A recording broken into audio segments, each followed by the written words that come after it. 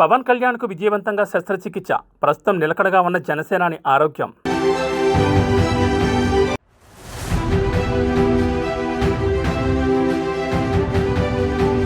చిన్నారి పునర్వికకు లోకేష్ అభయం, కోట్లాది రూపాయల ఖరీదైన చికిత్సకు మంత్రి భరోసా.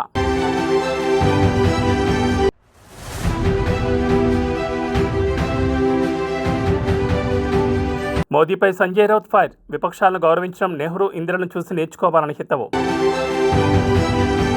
ఆంధ్రప్రదేశ్ ఉప ముఖ్యమంత్రి జనసేనాని పవన్ కళ్యాణ్ ఆరోగ్య పరిస్థితిపై కీలక అప్డేట్ వెలువడింది. గత 2 రోజులుగా ఆయన ఆరోగ్యంపై నెలకొన్న ఉత్కంఠకు తెరదించుతూ శనివారం సాయంత్రం పవన్ కళ్యాణ్కు శస్త్రచికిత్స జరిగినట్లు అధికారిక వర్గాలు ధృవీకరించాయి. ప్రస్తుతం ఆయన కోలుకుంటున్నట్లు సమాచారం. శుక్రవారం సచివాలయంలో అధికారులతో సమీక్షా సమావేశంలో పాల్గొన్న సమయంలో పవన్ కళ్యాణ్ ఒక్కసారిగా తీవ్ర అస్వస్థతకు గురయ్యారు. కొద్ది నెలలుగా ఆయన వెన్నునొప్పి మరియు శ్వాసకోశ ఇబ్బందులతో సతమతమవుతున్నట్టు తెలుస్తోంది. వెంటనే అప్రమత్తమైన సిబ్బంది ఆయనను హైదరాబాద్లోని అపోలో ఆసుపత్రికి తరలించారు.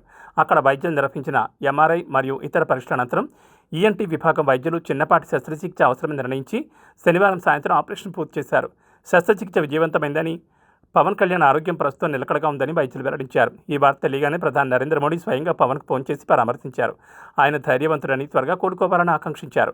అటు ముఖ్యమంత్రి చంద్రబాబు నాయుడు, మంత్రి లోకేష్ కూడా సోషల్ మీడియా వేదికగా పవన్ అన్న సంపూర్ణ ఆరోగ్యంతో తిరిగి రావాలని కోరుకుంటూ పోస్టులు చేశారు. వైద్యుల సూచన మేరకు పవన్ కళ్యాణ్ మరో వారం నుంచి 10 రోజుల పాటు పూర్తి విశ్రాంతి తీసుకోవాల్సి ఉంటుంది. అప్పటి వరకు ఆయన తన అధికారిక కార్యక్రమాలన్నింటినీ రద్దు చేసుకున్నారు. ఆయన వెంట భార్య అన్నా లెజినోవా మరియు కుటుంబ సభ్యులు ఉన్నారని, అభిమానులు ఎవరూ ఆందోళన చెందాల్సిన పని లేదని జనసేన పార్టీ వర్గాలు ప్రకటన చేశాయి.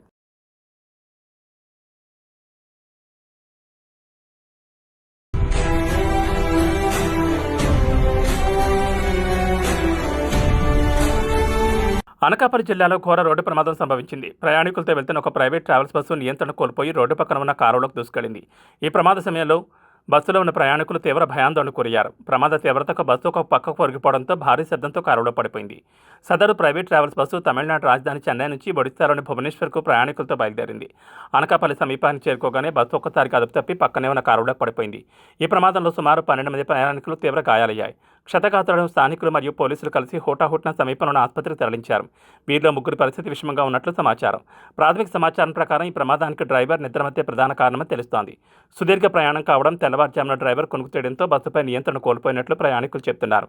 ప్రమాదం జరిగిన సమయంలో బస్సు అతివేగంగా ఉందని, డ్రైవర్ అప్రమత్తంగా లేకపోవడంతో ఈ ఘోరం జరిగిందని పోలీసులు నిర్ధారించారు. ప్రస్తుతం డ్రైవర్ను అదుపులోకి తీసుకుని విచారిస్తున్నారు. సమాచారం అందుకున్న వెంటనే ఘటనా స్థలానికి చేరుకున్న పోలీసులు క్రేన్ల సహాయంతో బస్సును కారులో నుంచి బయటకు తీసే ప్రయత్నం చేస్తున్నారు. ట్రాఫిక్ అంతరాయం కలగకుండా చర్యలు చేపట్టారు. గాయపడిన వారికి మెరుగైన వైద్యం అందించాలని అధికారులను ఆదేశించారు. రాత్రి వేళలో సుదీర్ఘ ప్రయాణాలు చేసేటప్పుడు డ్రైవర్లు అప్రమత్తంగా ఉండాలని, లేదంటే ఇలాంటి ప్రాణాపాయ స్థితి ఎదురవుతుందని అధికారులు హెచ్చరిస్తున్నారు.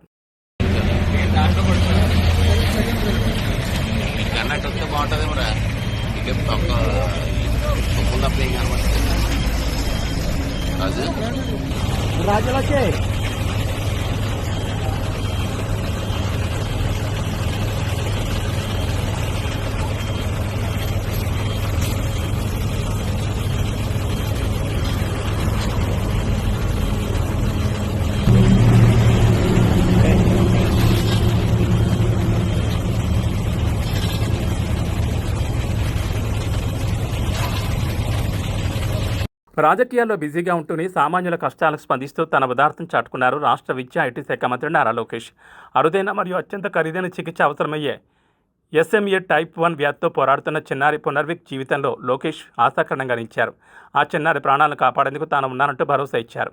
నిస్సహాయ స్థితిలో ఉన్న తల్లిదండ్రుల గోడును లోకేష్ ఆలకించారు. వెన్నెముక, కండరాల క్షీణత అనే అరుదైన వ్యాధితో బాధపడుతున్న పునర్విక్ చికిత్సకు కోట్లాది రూపాయలు ఖర్చవుతుంది. అంత పెద్ద మొత్తాన్ని సమకూర్చలేక తమ బిడ్డను కాపాడుకోలేమా అని కుమిలిపోతున్న ఆ కుటుంబం సోషల్ మీడియా వేదికగా లోకేష్ను ఆశ్రయించింది. దీనిపై తక్షణమే స్పందించిన మంత్రి ఆ కుటుంబానికి ధైర్యం చెప్పారు.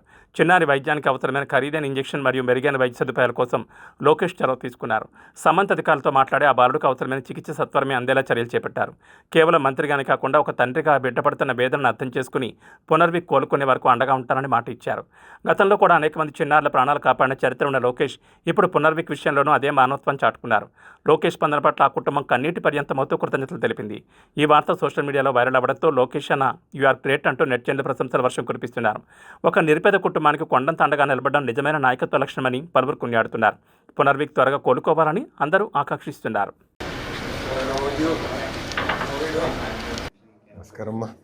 So, but the idea is how do we bring it down? I think that's what we're trying to figure out now. No, it is not. I think you know him, Ramesh. Yeah, how are you? He was neurologist. Yeah. How are you doing? He's the director of pediatric neurology department. Oh, nice. He takes, he's the maximum series of research cases in the country. Oh, nice. The first case also, Dr. Ramesh only did it in matter. Oh, wow. Okay. First, 2020. that time he has been sort of following this as matter. No, no, I'll reach out to you. So I want to have a larger conversation with Novartis on this. We just want to sort of take a few minutes from Done. you to present what the data is. Of course, we'll see. And then see. అమ్మా బాగున్నారా? Hi అమ్మా. Hi sir, hi sir. Thank you sir, thank you so much. అందరి బాధ్యత. బాగున్నావమ్మా? ఆరోగ్యం ఎలా ఉంది? బాగున్నావమ్మా? బాగున్నాను sir. Thank you so much ఏం కంగారు పడట్లేదా? హ్యాపీ. ఆ రోజు ఏడ్చారు మీరు ఎత్తుకున్నా కూడా ఇప్పుడే. హాయ్. ఎస్ ఎప్పుడు ఒంటరిగా ఉండి సడన్గా ఇంతమందిని చూసేలోపు తను ఏం all good. Thank you sir, thank you so much sir. అవును, ప్రజలందరూ నిలబడ్డారమ్మా. Yes sir. సో మీరు ముందు అవును, 5 కోట్ల ఆంధ్రులు నిలబడ్డారు. మీరు ముందుకు వచ్చి చాలా హెల్ప్ చేస్తారు. అందరం కలిసికట్టుగా చేయగలిగితే ఎంత చేయొచ్చు అనే విధంగా అర్థమైంది. It helps in project posting. There are nearly 250-300 families in I'm knowing the issue now more better. She has opened her eyes to the issue very well. ఏం లేదు నాన్న, ఏమైంది అందరు నీకు వస్తుంది. ఇప్పుడు పను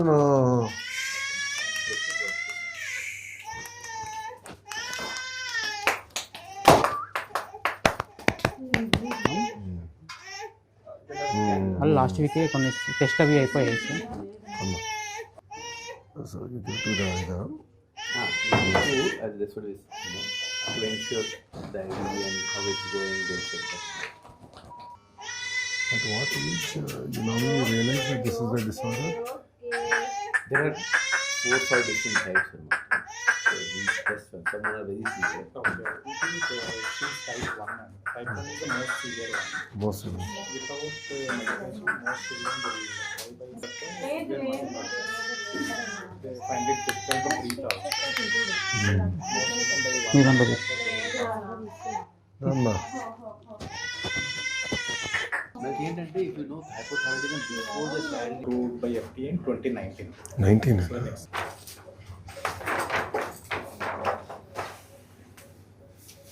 Start by क्या జాగ్రత్త తల్లి.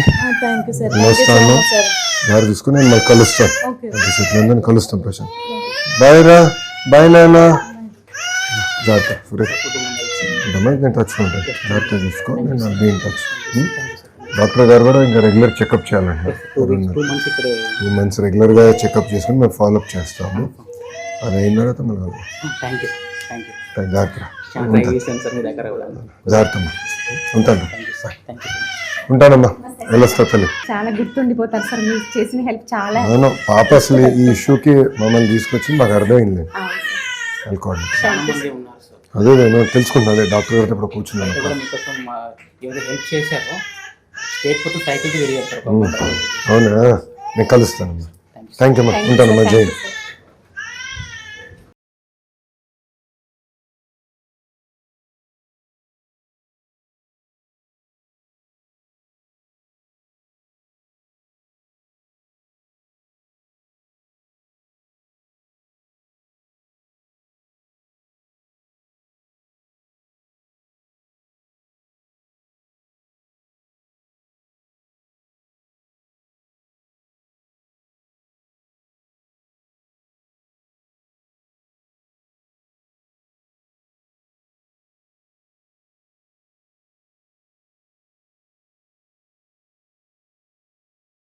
రాజభవన్పైనే ఉంది. రాష్ట్ర మైనార్టీ సంక్షేమ శాఖ మంత్రి మొహమ్మద్ అజారుద్దీన్ మంత్రి పదవి ఇప్పుడు డైలమాలో పడింది. ఆయన మంత్రిగా ప్రమాణ స్వీకారం చేసి 6 నెలలు కావస్తున్నా ఇప్పటికీ ఎమ్మెల్సీగా నియామకం ఖరారు కాకపోవడం ఇందుకు కారణం. ఈ నెలాఖరుతో గడువు ముగుస్తుండడంతో అజార్ మంత్రి పదవి ఉంటుందా ఓడుతుందా అన్నది ఇప్పుడు హాట్ టాపిక్గా మారింది. గత ఏడాది అక్టోబర్ 31న అజారుద్దీన్ మంత్రిగా బాధ్యతలు చేపట్టారు. రాజ్యాంగ నిబంధనల ప్రకారం శాసనసభ లేదా శాసనమండలిలో సభ్యుడు కాకుండా మంత్రిగా బాధ్యతలు చేపట్టిన వ్యక్తి 6 నెలల్లోపు ఏదో ఒక సభకు ఎన్నిక కావాల్సి ఉంటుంది. అజారుద్దీన్ను గవర్నర్ కోటాలో ఎమ్మెల్సీగా నామినేట్ చేస్తూ ప్రభుత్వం ఇప్పటికే ప్రతిపాదనలు పంపింది. పంపింది. అయితే దీనిపై గవర్నర్ శివప్రతాప్ శుక్లా ఇప్పటివరకు ఎటువంటి నిర్ణయం తీసుకోలేదు. దీంతో మాజీ క్రికెటర్ రాజకీయ ఇన్నింగ్స్లో కీలకమైన డెడ్లైన్ దగ్గర పడుతోంది. ఈ సంక్షోభాన్ని నివారించేందుకు రాష్ట్ర ప్రభుత్వం తీవ్రంగా ప్రయత్నిస్తోంది. నిన్ననే రాష్ట్ర ప్రభుత్వ ప్రధాన కార్యదర్శి మరియు అడ్వకేట్ జనరల్ రాజ్భవన్లో గవర్నర్తో భేటీ అయ్యారు. అజారుద్దీన్ ఎమ్మెల్సీ ఫైల్ను త్వరగా క్లియర్ చేయాలని ప్రభుత్వం తరఫున విజ్ఞప్తి చేశారు. ఇప్పటికే 4 సార్లు ప్రభుత్వం అప్పీల్ చేసినా గవర్నర్ నుంచి గ్రీన్ సిగ్నల్ రాలేదు. సుప్రీంకోర్టు కూడా ఈ విషయంలో గవర్నర్ నిర్ణయం తీసుకోవచ్చని గతంలోనే స్పష్టం చేసిన ఫైల్ పెండింగ్లో ఉండడం ఇప్పుడు చర్చనీయాంశంగా మారింది. ఒకవేళ ఈ నెల 30 లోపు గవర్నర్ ఆమోదముద్ర వేయకపోతే రాజ్యాంగం ప్రకారం అజారుద్దీన్ తన మంత్రి పదవికి రాజీనామా చేయాల్సి ఉంటుంది. మళ్లీ నియామకం జరగాలంటే సాంకేతికంగా అనేక ఇబ్బందులు ఎదురవుతాయి. అజార్తో పాటు ప్రొఫెసర్ కోదండరాం నియామకం కూడా ఇదే పెండింగ్లో ఉండడంతో ప్రభుత్వం తదుపరి అడుగుపై ఉత్కంఠ నెలకొంది. రాజ్భవన్ నుంచి వచ్చే ఆ ఒక్క నిర్ణయం అజారుద్దీన్ రాజకీయ భవిష్యత్తును తేల్చనుంది. ప్రభుత్వం మళ్లీ కోర్టును ఆశ్రయిస్తుందా లేదా గవర్నర్ నిర్ణయం కోసం వెయిట్ చేస్తుందా చూడాలి.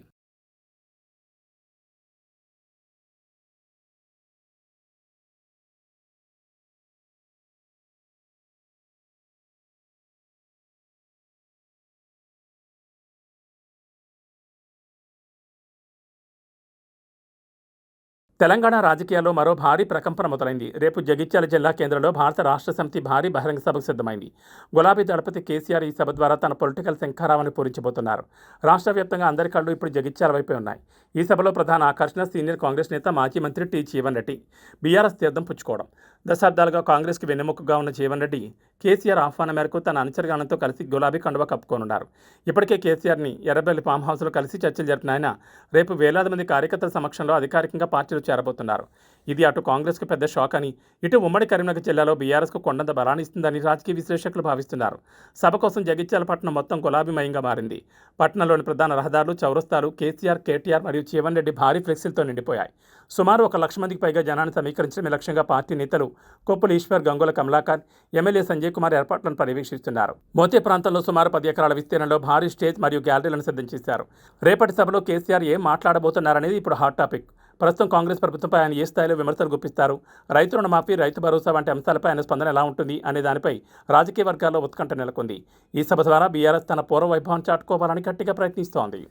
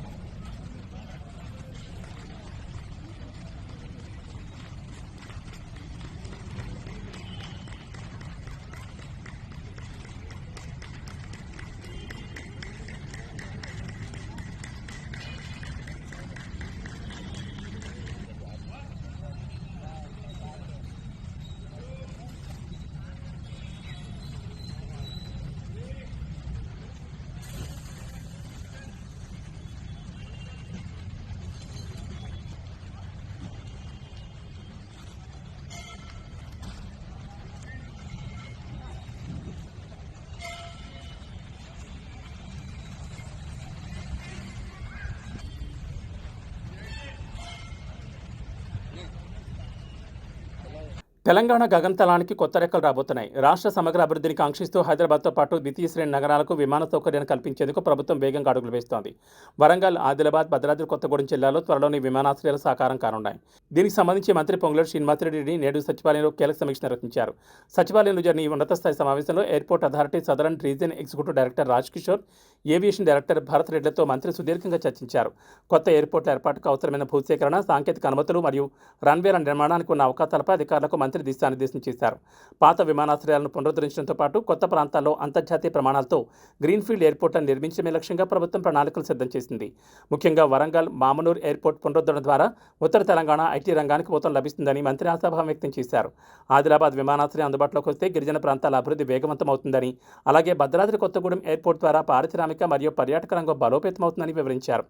ఈ 3 జిల్లాల్లో ఎయిర్పోర్ట్ల ఏర్పాటు వల్ల రవాణా వ్యవస్థ మెరుగుపడమే కాకుండా వేలాది మందికి ఉపాధి అవకాశాలు లభిస్తాయని ప్రభుత్వం భావిస్తోంది. త్వరలోనే క్షేత్రస్థాయిలో సర్వేలు పూర్తి చేసి కేంద్ర పౌర విమానయాన శాఖకు తుది నివేదికలు పంపాలని మంత్రి అధికారులను ఆదేశించారు. నిర్ణీత గడువులోగా ఈ ప్రాజెక్టుల పట్టాలెక్కేలా ముఖ్యమంత్రి రేవంత్ రెడ్డి ప్రత్యేక శ్రద్ధ వహిస్తారన్నారని పొంగులెట్టి పేర్కొన్నారు. తెలంగాణ జిల్లాల నుంచి త్వరలోనే విమానాలు ఎగిరే రోజులు దగ్గరలోనే ఉన్నాయని చెప్పుకోవచ్చు.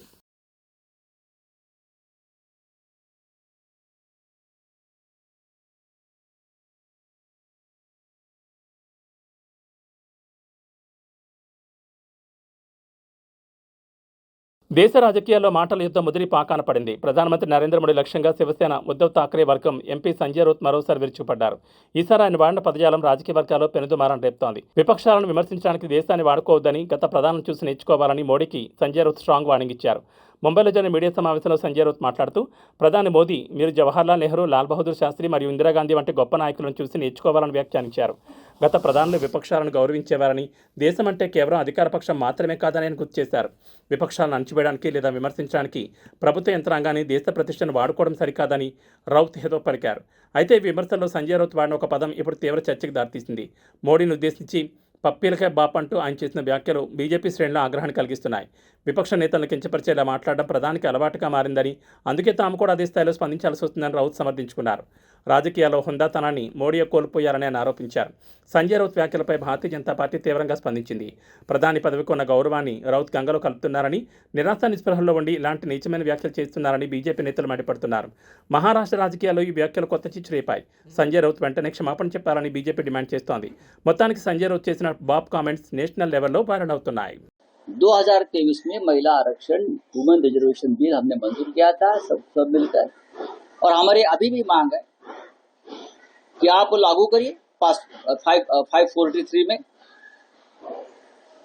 हमारे आज भी मान्यता है, सहमति है, और उसमें से महिलाओं को 33% आप दे दीजिए, लेकिन आपके पार्टी में जो थोर पुरुष है उनकी सीटें उसमें जा सकती है।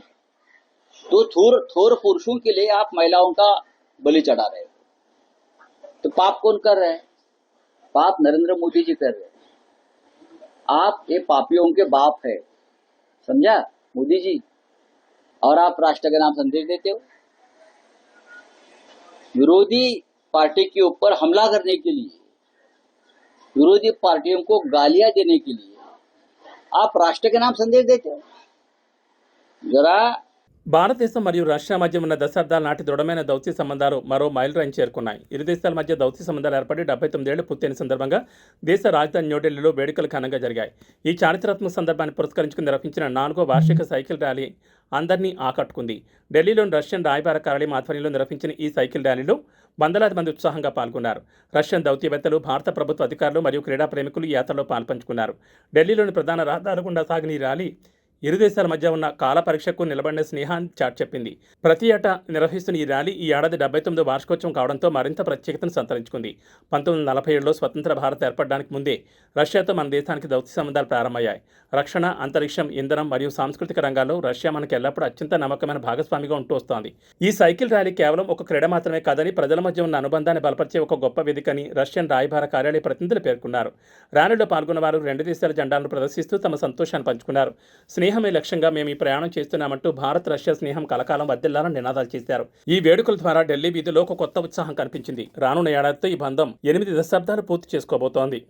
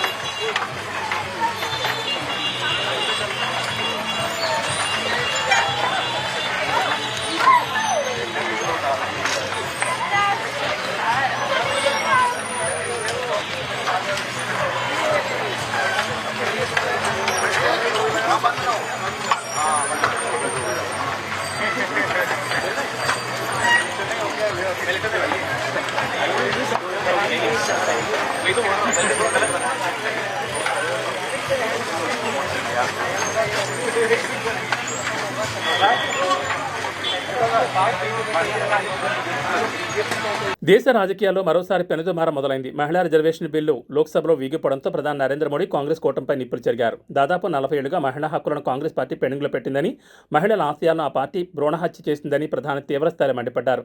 నిన్న జాతిని ఉద్దేశించి ప్రసంగించిన ప్రధాని కాంగ్రెస్ నైజాన్ని ఎండగట్టారు. దేశాభివృద్ధికి ఉపయోగపడే ప్రతి సంస్కరణను అడ్డుకోవడమే కాంగ్రెస్ తన పనిగా పెట్టుకుందని విమర్శించారు. పేదలకు అండగా ఉండే జన్ధన్ ఖాతాల దగ్గర నుంచి దేశ ఆర్థిక వ్యవస్థను మార్చిన జీఎస్టీ వరకు అన్నింటినీ ఆ పార్టీ వ్యతిరేకించిందని గుర్తు చేశారు. చివరికి దేశ సమగ్రత కోసం తీసుకొచ్చిన ఆర్టికల్ 370 రద్దును కూడా కాంగ్రెస్ అడ్డుకోలేదని ప్రశ్నించారు. ఏ మార్పు వచ్చినా ప్లకార్డులు పట్టుకుని నిరసన తెలపడం ఆ పార్టీకి అలవాటుగా మారిందని ధ్వజమెత్తారు. మహిళలకు చట్టసభల్లో 33% రిజర్వేషన్ కల్పించాలనేది దశాబ్దాల కల. 40 ఏళ్లుగా కాంగ్రెస్ ఈ హక్కును కాలరాస్తోందని మోడీ ఆరోపించారు. 2029 ఎన్నికల నుంచి మహిళలకు అధికారం కల్పించాలని తాము నిజాయితీగా ప్రయత్నిస్తుంటే కాంగ్రెస్, డీఎంకే, తృణమూల్ వంటి పార్టీలు స్వార్థ రాజకీయాల కోసం దాన్ని అడ్డుకున్నాయని మండిపడ్డారు. దేశ జనాభాలో సగభాగం ఉన్న మహిళల ఆత్మగౌరవంపై కాంగ్రెస్ దెబ్బకొట్టిందని, ఈ పాపానికి ఆ పార్టీకి శిక్ష తప్పదని ప్రధాని హెచ్చరించారు. బిల్లు వీగిపోయినా తన మనోధైర్యం చెక్కుచెదరలేదని మోడీ స్పష్టం చేశారు. మాకు 66% మెజార్టీ లేకపోవచ్చు, కానీ 100% మహిళల ఆశీస్సులున్నాయని అని పేర్కొన్నారు. కాంగ్రెస్ ఎన్ని అడ్డంకులు సృష్టించినా మహిళా రిజర్వేషన్లను అమలు చేసి తీరతామని, ఇది కేవలం సమయం పట్టే విషయమే తప్ప ఆగే ప్రసక్తే లేదని దేశ ప్రజలకు భరోసా ఇచ్చారు. मेरे प्रिय देशवासियों, कांग्रेस और उसके साथी दल डीलिमिटेशन पर लगातार झूठ बोल रहे हैं। ये इस बहाने विभाजन की आग को सुलगाना चाहते हैं, क्योंकि बांटो और राज करो, कांग्रेस ये पॉलिटिक्स अंग्रेजों से विरासत में सीख कर आई है और कांग्रेस आज भी उसी के सहारे चल रही है। कांग्रेस ने हमेशा देश में दरार पैदा करने वाली भावनाओं को हवा दी है। इसलिए ये झूठ फैलाया गया कि डीलिमिटेशन यानी परिसीमन से कुछ राज्यों को नुकसान होगा, जबकि सरकार ने पहले दिन से स्पष्ट किया है कि न किसी राज्य की भागीदारी का अनुपात बदलेगा, न किसी का रिप्रेजेंटेशन कम होगा, बल्कि सभी राज्यों की सीटें समान अनुपात में ही बढ़ेगी। फिर भी कांग्रेस తిరుమలగిరిలో భక్తజన సందోహంతో కిటకిటలాడుతున్నాయి. కలియుగ వైకుంఠనాథుడైన వెంకటేశ్వర స్వామిని దర్శించుకోవడానికి సామాన్య భక్తులతో పాటు ప్రముఖులు కూడా పెద్ద ఎత్తున తరలివస్తున్నారు. ఈ రోజు ఆదివారం కావడంతో తిరుమలలో రద్దీ మరింత పెరిగింది. ఈ క్రమంలోనే పలువురు సినీ ప్రముఖులు స్వామివారిని దర్శించుకుని మొక్కులు చెల్లించుకున్నారు. ఆదివారం ఉదయం ఏపీ విరామ సమయంలో టాలీవుడ్ స్టార్ హీరోయిన్ తమన్నా భాటియా, అలాగే మాజీ మిస్ ఇండియా మానస వారణాసి వేర్వేరుగా తిరుమల శ్రీవారిని దర్శించుకున్నారు. సుప్రభాత సేవ అనంతరం వీరు స్వామివారి సేవలో పాల్గొని మొక్కులు చెల్లించుకున్నారు. దర్శనం అనంతరం ఆలయ రంగనాయకుల మండపంలో వేద పండితులు వారికి వేదాశీర్వచనం అందించారు. ఆలయ అధికారులు వారికి శ్రీవారి తీర్థప్రసాదాలను అందచేసి పట్టువస్త్రంతో ఘనంగా సత్కరించారు. ఆలయం వెలుపలకు వచ్చిన హీరోయిన్ తమన్నాను చూడడానికి భక్తులు పెద్ద ఎత్తున ఎగబడ్డారు. తమ అభిమాన నటిని చూసేందుకు ఆమెతో సెల్ఫీలు దిగేందుకు అభిమానులు పోటీ పడడంతో అక్కడ కాసేపు సందడి నెలకొంది. భద్రతా సిబ్బంది భక్తులను నియంత్రించి ఆమెను సురక్షితంగా అక్కడి నుంచి పంపించారు. మరోవైపు మానస వారణాసి కూడా స్వామివారి దర్శనం పట్ల హర్షం వ్యక్తం చేశారు. స్వామివారి ఆశీస్సులు అందరికీ ఉండాలని వారు కోరుకున్నారు. ప్రస్తుతం తిరుమలలో భక్తుల రద్దీ కొనసాగుతోంది. సర్వదర్శనం కోసం వేసి ఉండే కంపార్ట్మెంట్లన్నీ నిండిపోయాయి.